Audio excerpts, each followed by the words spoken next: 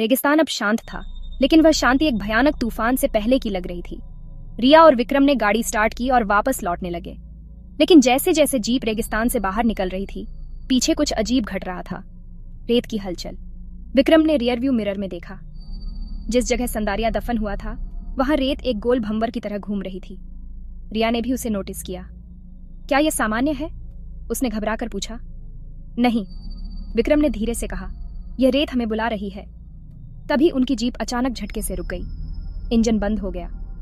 अब क्या हुआ? रिया ने गुस्से से कहा। लेकिन विक्रम कुछ और ही देख रहा था। सामने रेत के धुंधले तूफान में फहद की परछाई थी, लेकिन वह अकेला नहीं था। उसके साथ कई और आकृतियां थीं, असुरमणि, साम्रावी और वे सभी लोग जो संदारिया के श्राप में समा चुके थे। तुमने सोचा था कि यह खत्म हो गया? फहद की आवाज हवा में गूंजी, लेकिन अब वह उसकी अपनी नहीं लग रही थी। रिया कांपते हुए उतरी और धीरे से कहा, फहद, क्या तुम जिंदा हो? फहद की परछाई एक पल के लिए स्थिर हुई। फिर उसने धीरे से जवाब दिया, मैं जिंदा नहीं, पर पूरी तरह मरा भी नहीं। श्राप अब भी जीवित है।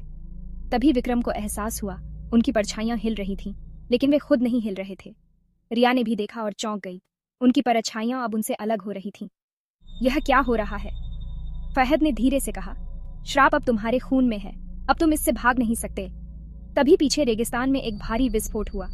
संदारिया की रेत हवा में उठने लगी और उसके बीच एक नया द्वार खुल गया। रिया और विक्रम ने देखा, रेगिस्तान के नीचे छुपा हुआ कुछ अब जाग रहा था। क्या यह संदारिया की आत्मा थी, या फिर यह कुछ और ही था, कुछ और खतरनाक? क्या वे बच पाएंगे? रिया ने घबराकर विक्रम की ओर देखा। विक्रम ने धीरे से कहा, हमें वापस जाना होगा, हमें इसका अंत करना होगा, एक बार और हमेशा के लिए। रिया ने गहरी सांस ली। अगर हम नहीं रुके तो यह श्राप पूरी दुनिया पर छा जाएगा। और फिर दोनों ने उस खुलते द्वार की ओर कदम बढ़ाया, क्योंकि यह अंत नहीं था, यह सिर्फ एक नई शुरुआत थी।